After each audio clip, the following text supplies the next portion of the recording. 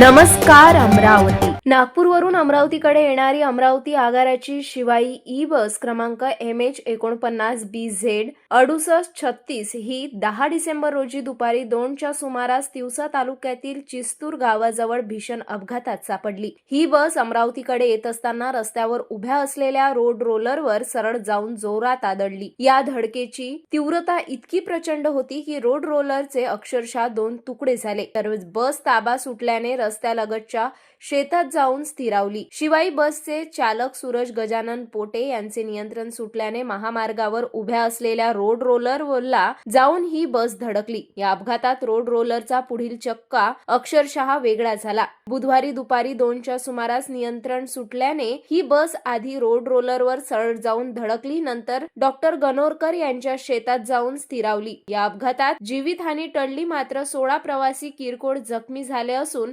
4 प्रवासी गंभीर जखमी झाल्याची माहिती समोर आली आहे. जखमींना लगेच एका खासगी रुग्णालयात दाखल करण्यात आले आहे. सदर शिवाई ई बस या खासगी करारावर बस स्थानकाला देण्यात आलेल्या असून या बसमध्ये चालक खासगी कंपनीचा तर वाहक एसटी महामंडळाचा असतो. खासगी चालकांमुळे निर्माण होणाऱ्या सुरक्षेच्या प्रश्नांवर एसटीच्या विविध संघटनांनी या आधीच विरोध दर्शविला असून या अपघातानंतर तो विरोध पुन्हा तीव्र होण्याची शक्यता आहे.